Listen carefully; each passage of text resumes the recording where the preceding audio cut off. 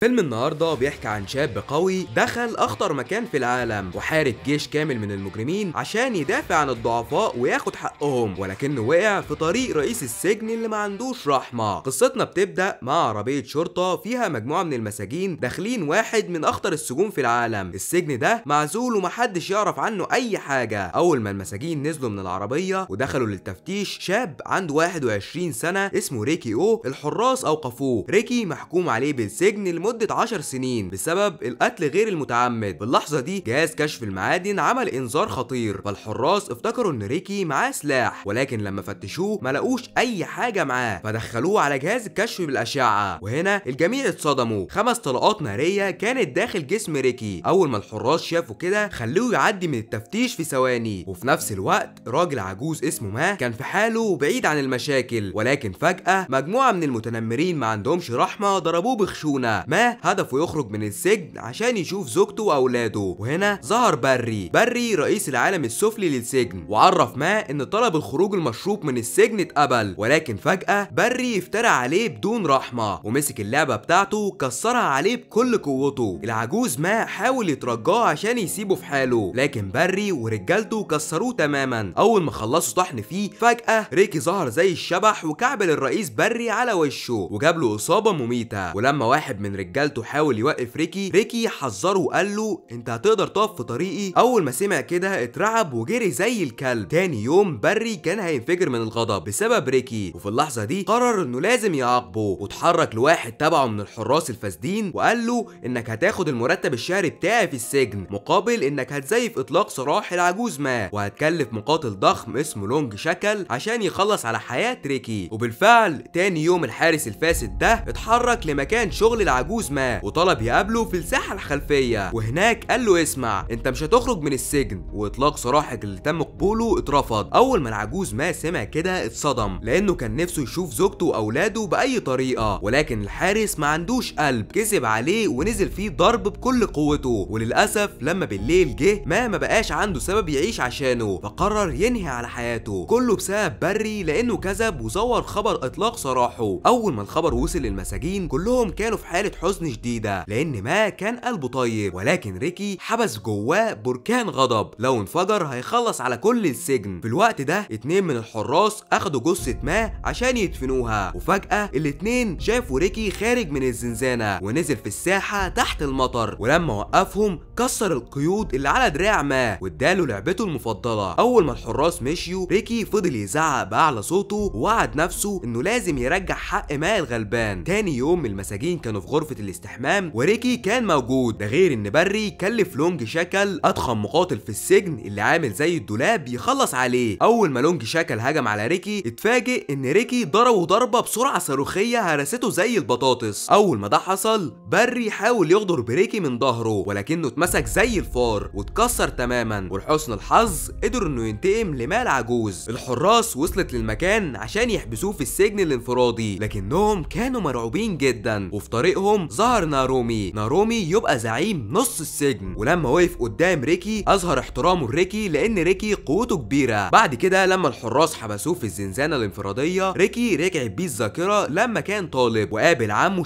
شان يبقى واحد من اذكى معلمي الفنون القتاليه، وده لان اسلوبه نادر جدا. اكتشفه لما كان بيصطاد السمك وقال لريكي يستعرض مهاراته في القتال، فريكي بدا يستعرض سرعه ضرباته وتشقلب على الارض، فشان عرف ان مستواه لسه ضعيف وما يقدرش يصطاد الاعداء ولا يدمرهم. في اللحظه دي ريكي طلب من عمه شان يعلمه الفن القتالي النادر ده، فشان وافق. وفعلا لما بالليل جه ريكي اخد التعليمات، اول ما بدا في تنفيذها شحن جسمه بطاقه جباره ممكن تشق الجبال من قوتها، وقدر يكسر طوبه وزنها 1 كيلو بدون ما يتاثر. عمه شان انبهر جدا لان ريكي اتعلم الفن القتالي ده في ثواني وكسر الطوبه اللي وزنها 1 كيلو. وهنا بنرجع للسجن من تاني، 2 من الحراس قطعوا عليه تركيزه عشان ياخدوه لمأمور السجن الشرير. مأمور السجن اسمه دان امر الحارس يقرا ملف ريكي، وهنا بنكتشف ان ريكي يتيم واتربى وكبر في دار لتربيه الايتام، ولما دخل المدرسه كان فاشل ومحدش بيحبه، وفي الاخر دخل كليه الموسيقى وبعدها اختفى لمده 2 كاملين. اول ما مأمور السجن سمع انه اختفى لمده سنه عرف ان هو اللي قتل واحد من اكبر رجال العصابات في المدينه. المأمور حاول يتكلم معاه معاه، ولكن ريكي مدوش اي انتباه وعمل نفسه من بنها، فدان اتجنن ومعرفش يتصرف معاه لحد ما وصلته الرسالة المهمة، رسالة تخص ريكي، واللي كانت في الرسالة صورة اخت ريكي. المأمور قال له لو عايز تاخد الصورة قرب عشان تاخدها، ولكن فجأة غدروا بسلاح حاد واصابه في دراعه، وهنا ريكي حاول يمسك غضبه، هيفرم المأمور زي اللحمة، وفي ثانية كسر المكان كله. اول ما شاف صورة اخته وقع على الارض، دان حاول يضرب عليه نار، ولكن ريكي اتحرك بسرعة عالية جدا وهرب، ورعب المأمور الكلب ده لما حاول ينهي على حياته. بعد كده ريكي مشي من المكان ورجع لزنزانته، ساعتها مسك صورة اخته وبدأ يفتكر الايام الجميلة لما كانوا مع بعض، الايام الجميلة لما كانوا بيجروا ورا بعض، الايام الجميلة لما كانوا بيسرقوا مع بعض الطيارات الورقية ويلعبوا بيها في الطبيعة الساحرة. بعد كده واحد من المساجين اسمه كران كان ماشي في الطريق، ومن غير ما ياخد باله الكل اتجمع عليه ووقعوه من على السلالم، وهنا بنعرف ان كران يبقى مرشد وبينقل الكلام لمأمور السجن، والمساجين كانوا عايزين يقطعوه لانه هو السبب في موت العجوز ما. وفي ثانية واحد اسمه كوانج قرر يقطعه ل 18 حتة عشان يدمره تماما، ولكن زي الشبح ظهر نارومي وبدأ يدافع عن كران لانه شغال عند المأمور جاسوس كلب. كوانج اتعصب بشدة ووقف قصاد رئيس نص السجن نارومي، فاتصاب اصابة مميتة هتخلص على حياته. ولما المأمور دان شاف اللي حصل كان في سعادة كبيرة. نارومي قرر يقابل دان عشان يعرف ايه اللي هيحصل في كوانج، فدان اتعصب عليه وقال له لازم نخلص على ريكي في اسرع وقت لانه شجاع جدا وما بيخافش وممكن ينهي علينا تماما، ده غير انه سلمه سلاح حاد مميت جدا. اول ما نارومي استلم السلاح اتحرك لساحة السجن وطلع على عمود كبير عشان يقاتل ريكي. العمود ده كوانج بيكون في حالة خطيرة ومتسلسل عليه، اما نارومي فهو هجم على ريكي بشراسة مجنونة ارعبت جميع المساجين، ده غير انه ضخم جدا وعضلاته مقوية قلبه. ريكي ما كانش عايز يخلص عليه لحد ما فجأة نارومي استخدم كمية كبيرة من الازاز المكسور في عيون ريكي، فريكي وقع على الارض وما كانش عنده مخرج نهائيا، ولكن في ثانية ضرب الارض ضربة شقتها وغرقت المكان كله. ولحسن الحظ ريكي عيونه اتنضفت ورجع للقتال من جديد. نارومي انفجر من الغضب وخرج السلاح الحاد وهجم على ريكي بشراسة، ولكنه اتغفل زي الغبي وريكي اظهر بركان الغضب اللي كان محبوس جواه، كسر عظم العدو ده تماما. جميع المساجين فرحوا جدا بيه لانه شجاع وبيدافع عن الحق، ولكن لسوء الحظ كوانج مات، فريكي قال للجميع ان السبب في موته يبقى المأمور دان. وهنا جميع المساجين حاولوا يهجموا عليه بكل قوتهم، ولكن في ثانية واحدة ظهرت عصابة الأربعة. العصابة دي مكونة من أخطر المقاتلين بالعالم، فريكي أمر الجميع يتراجعوا من القتال عشان محدش يموت. أما مأمور السجن فهو اتحداه يواجه عصابة الأربعة لو هو راجل ويخلص عليهم. بعد كده لما ريكي كان بيتجول في الفناء الخلفي للسجن قابل واحد اسمه تيوان. تيوان يبقى صاحب نارومي اللي ريكي خلص عليه. في اللحظة دي ريكي يحاول يعلمه ازاي يصفر بورق الشجر عشان ما يخليهوش حزين، ولكن فجأة بنكتشف ان مأمور السجن قطع لسان تيوان، فتيوان زعل اكتر ومشي بسرعة. بعد كده ريكي قرر يضحي باغلى حاجة عنده في السجن اللي هي العود اللي بيعزف بيه، ولكن اول ما تيوان اخد العود بقى في حالة سعادة ملهاش حدود. وهنا ريكي نزل يلعب معاه، ولكن في نفس الوقت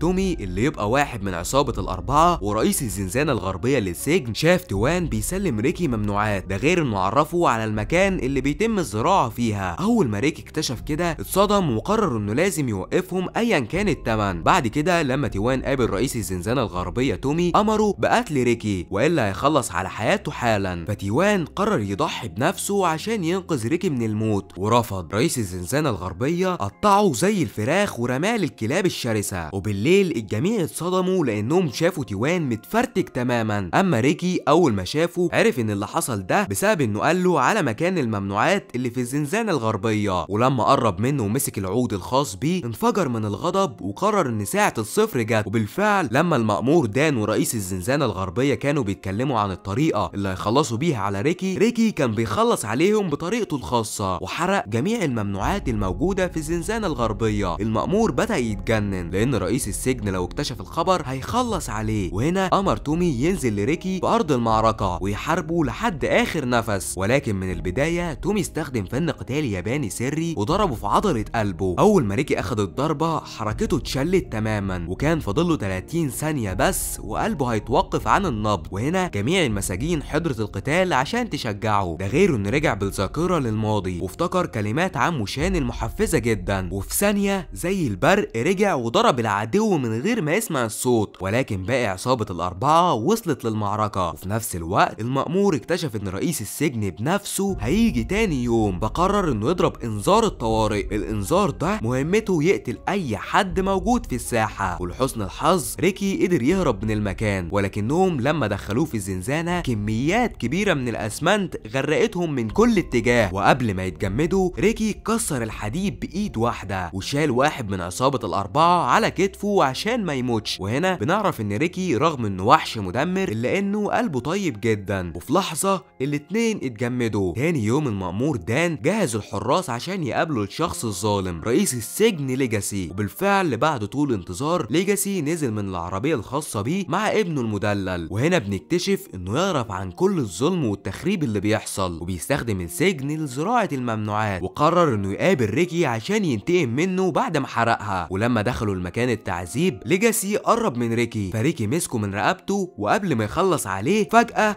ظهر الوحش الضخم ونزل طحن في ريكي بدون رحمة، فريكي انهى على حياته في ثواني. رئيس السجن ليجاسي قرر ينهي على اللي بيحصل وفكر انه يهرس ريكي زي البطاطس، فنزل عليه كتلة حديدية ضخمة ما كانش قادر يستحمل الشدة لحد ما خرج بركان قوة رفع بيه الوزن وكسر جميع الزنزانة وخرج عشان يخلص عليهم، ولكنه في ثانية زي البرق وقع في الفخ. تاني يوم رئيس السجن جمع المساجين عشان يدفنوا ريكي في الساحة الخلفية وهو لسه عايش. المساجين رفضوا تماما لان ريكي كان بيدافع عنهم طول الوقت. اول ما الرئيس شاف كده قتل كل اللي كان معترض، فريكي قال للجميع ينفذوا الاوامر لان ده مش ذنبهم. كل واحد من المساجين كان في حزن شديد وهو بيدفن في ريكي، وفي لحظة بنكتشف انه هيدفن لمدة 7 ايام متواصلة بدون اكل ولا شرب، وبعد المدة المحددة هيخرج. ولما بالليل جه ريكي بدأ يفتكر السبب اللي دخله في الجحيم ده. لما اخته كانت ماشية في الشارع ورجع من الدرس متأخر، مجموعة من البلطجية شافوها وبدأوا في مطاردتها، ولسوء الحظ قدروا يمسكوها، ولكن قبل ما يعملوا فيها اي حاجة خلصت على نفسها في ثواني. ولما ريكي اكتشف اللي حصل اتحرك زي الاسد عشان يواجه رئيس العصابة اللي تسبب في قتلها. اول ما وقف في طريقه رئيس العصابة ضربه 5 رصاصات في جسمه. ريكي ما تهزش زي الجبل وانا على حياة الكلب ده بسرعة البرق. وبعد 7 ايام من دفنه جه الوقت اللي هيخرجوا فيه ريكي. كل اللي في المكان كانوا فاكرين انه مات، ولكن لما خرج من تحت الارض فجأة كسر جميع السلاسل ورجع زي الاسد المفترس وجهز عشان يلتهم الاعداء. اما المساجين كانوا فرحانين جدا برجوعه. وهنا المأمور ورئيس السجن كانوا هينفجروا من الغضب، وفي لحظة المعدة الضخمة دي دخلت في ريكي، ده غير ان تومي رئيس الزنزانة الغربية نزل طحن فيه بكل قوته وكسره تماما. بعد كده الرئيس ليجاسي قرر انه يخلص عليه ودخله في غرفة التعذيب الخاصة. الغرفة دي معروفة بغرفة الموت، وواحد من عصابة الاربعة فضل يضرب في ريكي بدون رحمة، ولكن كل محاولاتهم باتت في الفشل الذريع، فرجعوا ريكي للحبس الانفرادي وسابوه متسلسل زي الكلب. وبعد فترة ريكي كان نفسه ياكل وهيموت من الجوع حرفيا، فواحد من المساجين عنده جراءة كبيرة وما بيخافش من حد اتحرك في سرية تامة وقدم له الاكل الخاص بيه، وعشان يشجعه قال له يستعد للوقت المناسب لانهم هيعملوا انقلاب في السجن لاجل الهروب. ولكن اول ما المسجون عمل كده مرشد خاين كلب عرف مأمور السجن عن المخطط الانقلاب كامل، فالمأمور اتحرك مع الحراس وانا على حياة المسجون الشجاع ده، ولكن ما يعرفوش ان ريكي موجود وما بيسيبش حق الغلبان. اول ما دخلوا عليه الزنزانة اتفاجئوا انه اختفى زي الشبح، ولكنه في الحقيقة كان واقف على السقف زي سبايدر مان وهجم عليهم هجوم فتاك خلص على المأمور تماما. وبالفعل الانقلاب نجح. ريكي وجميع المساجين في مواجهة الرئيس ليجاسي ورجالته. في الاول محدش قدر يقف في طريقهم، ولكن لما وصلوا للرئيس وتومي رئيس الزنزانة الغربية الوضع اتغير 180 درجة، وده لان تومي مقاتل ياباني اصيل اتعلم فن قتال النونجوستو السري على اكمل وجه وقدر يخلص على عدد كبير منهم. ولكن لما وقف قدام ريكي المواجهة الحقيقية بدأت بين اقوى مقاتل ياباني مدمر وريكي الوحش الكاسر. في الاول الرئيس ليجاسي كان بيستمتع بالقتال ومستني اللحظة المناسبة عشان يتدخل، اما ريكي فهو اكتشف اكتشف ان تومي ضعيف وما يقدرش يتصدى لهجماته المميتة، فعمل ضربة لولوية على الطريقة الصينية فارتكت العدو لقطع سنوية، وبكده يبقى العدو اللي في طريق ريكي ليجاسي رئيس السجن الظالم، ودي الحرب النهائية اللي هتحدد مين هينتصر. وبالفعل المواجهة بدأت. في الأول حصلت حاجة غريبة زي أفلام الخيال، رئيس السجن بدأ يتحول لوحش شكله عبيط، ورغم انه اكتسب قوة كبيرة إلا ان ريكي ما فرقتش معاه أي حاجة وخلص عليه في ثواني وكسب القتال. أول ما خرج للساحة وقف أمام سور السجن العظيم وشحن طاقة أسطورية كسر بيها الجدار وخرج نفسه من جحيم السجن. وده ملخص الفيلم. اشترك في القناة عشان يوصلك الفيديوهات الجديدة وشكرا.